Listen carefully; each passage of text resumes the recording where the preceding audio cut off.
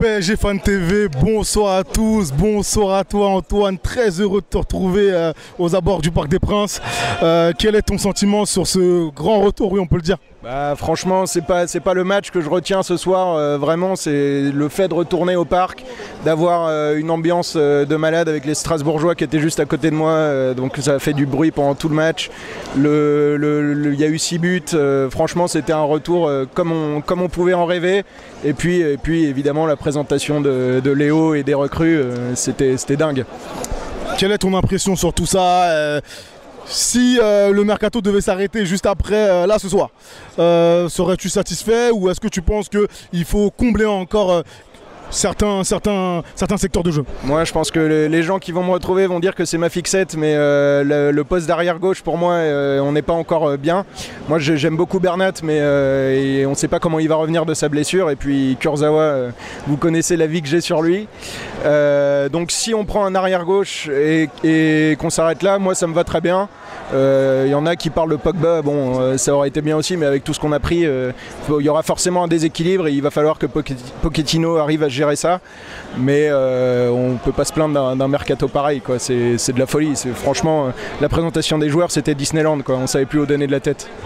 Tu as parlé des latéraux, Diallo ce soir qui fait tout de même une belle prestation. Est-ce que tu penses qu'on pourra compter sur lui sur l'avenir? Donc ça fait quand même 3 candidats sur un poste.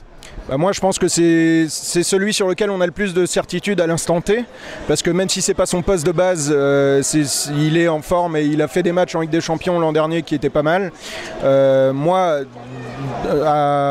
Si tout le monde est physiquement ok, je préfère avoir Bernat parce que je trouve qu'il apporte plus de son côté et que finalement il est assez sûr défensivement. Mais Diallo, il a toujours été sérieux quand on l'a vu jouer et même si c'est pas son poste, je trouve qu'il assure. Donc il faut à mon avis gérer ce poste avec beaucoup d'attention et si on pouvait vendre Kurzawa et le remplacer par quelqu'un, je serais vraiment rassuré. Je vais te poser une question sur les joueurs offensifs, notamment Mauro Icardi, qui a inscrit un très beau premier but notamment. Quel est ton sentiment sur ce joueur? C'est toujours le même. D'ailleurs, on le voit sur son but, c'est un vrai neuf qui a un instinct incroyable.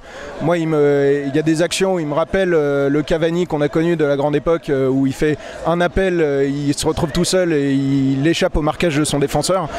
Franchement, sur ça, quand il est efficace et quand il est bien physiquement, c'est un super joueur. Moi, je l'aime beaucoup.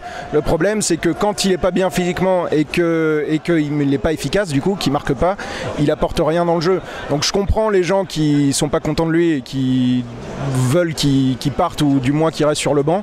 Maintenant, je pense que voilà, il a fait du Icardi et on sait ce qu'il va faire et on sait ce qu'il va pas faire, quoi. Après, quand Messi, Mbappé et Neymar vont revenir, ça va être difficile de lui trouver vraiment du temps de jeu, je pense.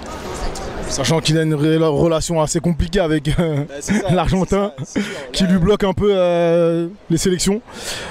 On a l'impression que là ils sont en train d'essayer de recoller les morceaux, de s'entendre, mais sur le long terme c'est peut-être pas viable, donc il va falloir avoir une réflexion en tout cas sur Icardi et est-ce qu'il y a un club qui peut nous le prendre au salaire qu'il a? Je suis pas sûr, donc il va falloir gérer ça et c'est pas le moindre des challenges pour Pochettino cette saison. Merci à toi. Merci à vous les gars, franchement ça fait plaisir.